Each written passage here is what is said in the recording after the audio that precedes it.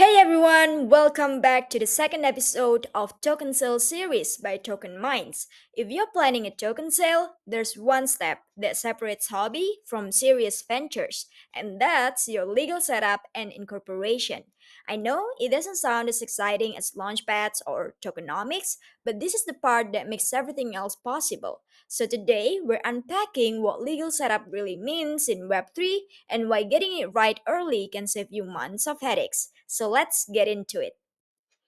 Here's the hard truth: a great product without a legal structure is a liability. No matter how innovative your idea is, if there's no compliance, you won't get listed. If there's no registered entity, you cannot raise serious funds. And if your DAO isn't structured properly, you're exposed legally and financially. The crypto space might seem fast and flexible, but the moment real money enters the picture, everyone from exchanges to investors wants to see a clean legal setup because this is what gives your project legitimacy in the eyes of the world. So here's the mindset shift: legal setup isn't something you fix later, it's how serious your project start. It's your foundation, and without it, your project will be flying blind. Let's define it clearly. Legal setup means registering your project as a formal entity in a specific country. That includes choosing the right structure. It could be a foundation in Panama, a private limited company in Singapore, or something else. We'll cover this jurisdiction in more details in a bit. Secondly, securing licenses if needed and setting clear legal boundaries for how your project operates. Your structure impacts everything from how you pay taxes to how you raise funds to how you protect your team. So, why does it matter? Because it defines how your project operates and how it raises funds. It shields your team from personal liability, ensures you're aligned with both local and international regulations, and this part is crucial. It's required for basic things like opening a bank account, listing your token on exchanges, and gaining investor trust. In Web3, legal clarity equals to confidence, and confidence is what drives participation from investors, partners, and users. Now, one of the first questions we get from founders is, where should I incorporate my project? And the answer is, it depends. But there are few countries that have become go to choices for crypto and Web3 teams. So let's break it down. Alright, so here are some of the popular jurisdictions for crypto projects. If you're aiming for strong investor trust and a long term global presence, Singapore could be a top pick. It's pro business, well regulated, and respected internationally. But be aware, if you're issuing tokens or running a crypto exchange, you'll likely need to apply for a license under the Monetary Authority of Singapore or MES, so it's a serious option for serious projects. And Panama, on the other hand, is popular for teams that want more flexibility. It's especially useful if you're setting up a foundation to manage a DAO or public interest protocol. Foundations in Panama do not operate for profit, which makes them a good fit for neutral governance structures. Now, if you're raising money from investors and need something offshore, Cayman Islands is a common choice. It's often used to create token foundations that issue utility tokens or manage fundraising activities. BVI, or the British Virgin Islands, is also widely used. Mostly as a holding company location, it's simple to manage and gives founders a bit more privacy and structural ease.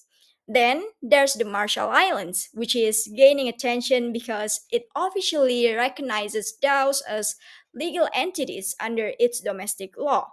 That means your on chain governance structure can actually be part of your legal paperwork. It's newer, but definitely worth considering if you're building a fully decentralized project. And finally, we have Switzerland, especially for projects that expect to deal with heavy regulation or financial compliance.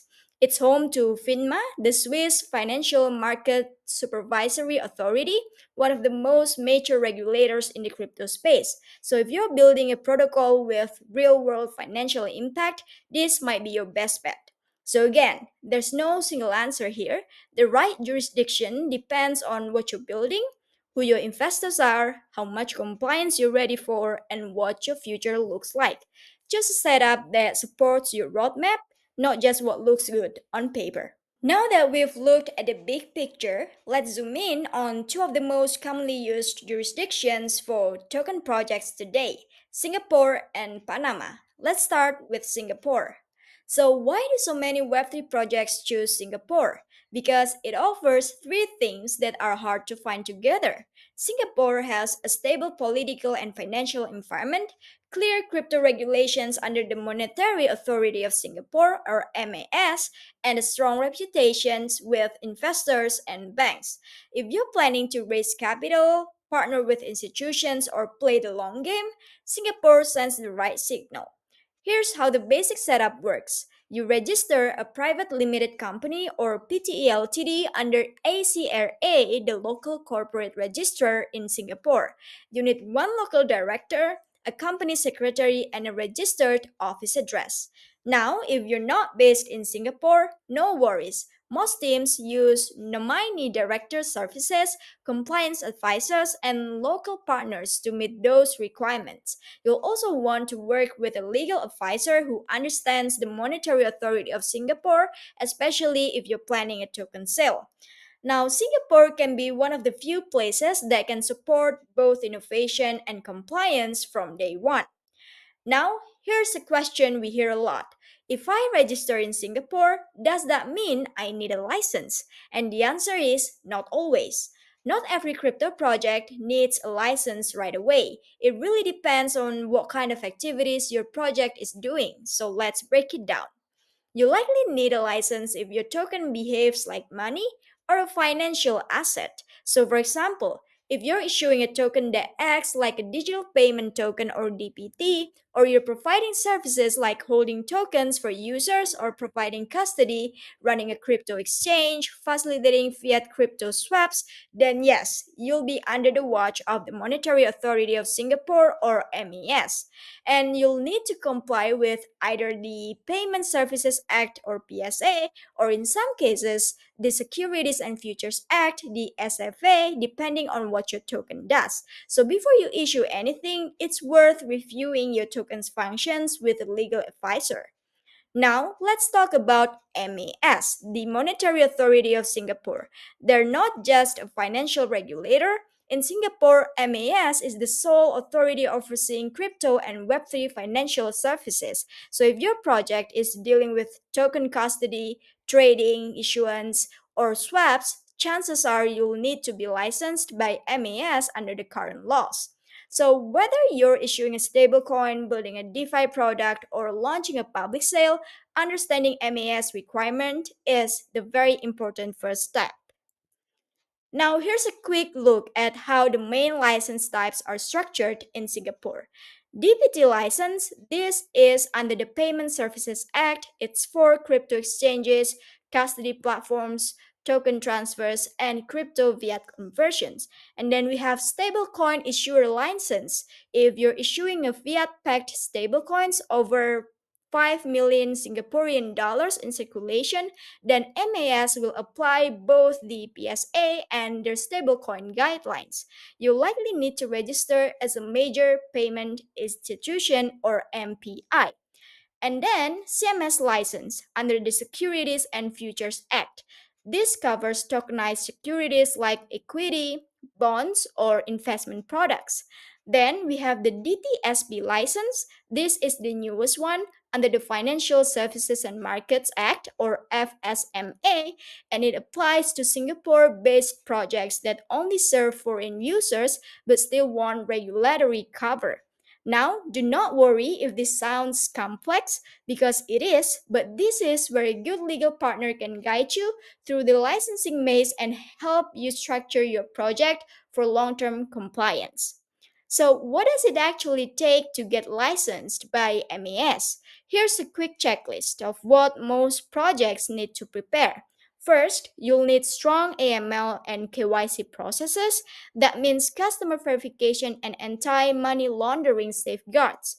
Then, local incorporation with at least one resident director is required. MAS will also assess your team, so your leadership must meet the fit and proper criteria. And you'll need to submit your risk management policies, business continuity plans, and proof of cybersecurity controls. And finally, audit readiness. MAS expects you to be transparent, accountable, and organized from day one. But here's something important to note: approval is not instant. Getting licensed can take anywhere from 6 to 12 months, and that makes it tough for teams trying to launch a quick MVP or test products. So, if you're just starting out, you might need a phased approach. Start lean with a simpler structure, then layer in licensing as your operations grow. Now, let's shift focus to another popular jurisdiction, Panama. So, why are so many Web3 projects using Panama? Because it's crypto friendly, easy to set up in, and comes with very little regulatory friction. Unlike Singapore, Panama doesn't impose crypto specific licensing for most token projects, and it's especially popular for teams focused on community governance or DAO like structures. Here's the common setup.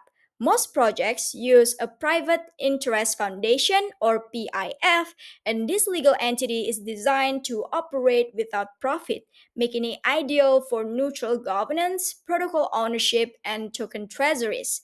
No licenses, minimal paperwork, and a clear separation between the project and its assets. It's a fast track setup that still provides legal structure and protection.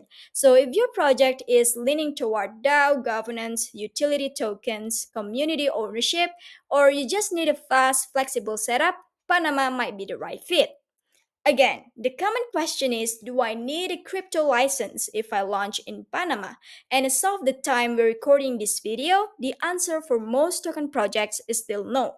If you're issuing a utility token or launching a DAO, Panama does not currently require any crypto specific license. That means you can launch without having to register with a financial authority or go through a complex compliance process.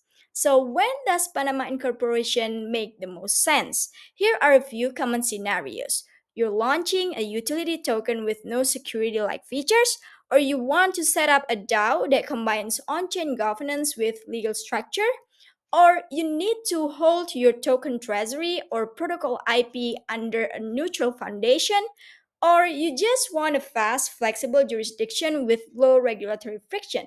Here's the best part: a Panama foundation can usually be set up in just 1 to 2 weeks with low reporting requirements and minimal bureaucracy.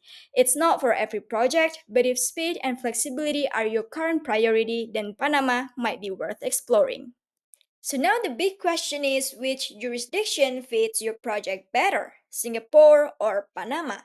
Let's break it down side by side. Let's start with the basics. In Singapore, your entity will likely be a private limited company or PTE Ltd. In Panama, most projects use a private interest foundation or PIF, especially for DAO style setups. Now, when it comes to regulation, Singapore is heavily overseen by MAS or Monetary Authority of Singapore, which is great for credibility but comes with strict requirements. Panama, on the other hand, currently has no crypto specific regulation as of this video is being recorded. DAO support: Singapore doesn't support DAOs natively, so you'd need a workaround a little bit. But Panama is known for its DAO friendly structure through foundations. Now, what about licensing? In Singapore, if you're dealing with tokens, you'll probably need a license under PSA, SFA, or FSMA, and that can take time. In Panama, for most utility or governance tokens, no license is required at this stage. How about the setup time? Singapore might take 4 to 6 weeks for company registration, plus 6 to 12 months if you're applying for a license. Panama foundations, on the other hand, can often be set up in just 1 to 2 weeks.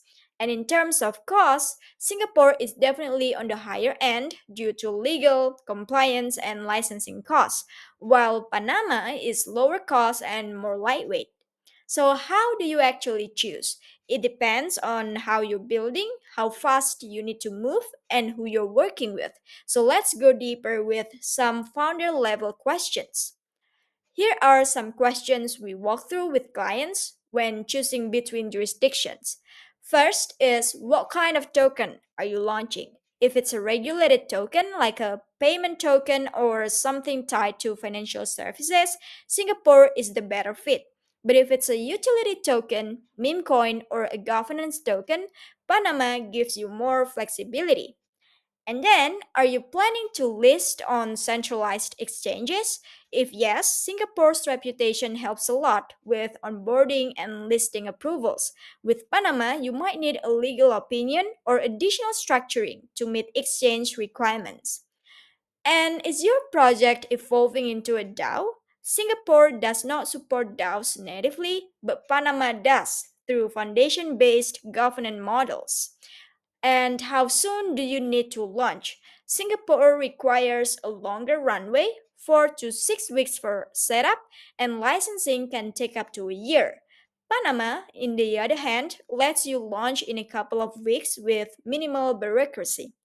And then, are you raising from institutions or venture capitals or VCs? If yes, Singapore is usually the safer choice. They trust the framework. Panama might require a bit more legal work to meet institutional standards. And do you want something fast and low maintenance? Then Panama wins. Singapore gives you long term strength, but it comes with more complexity.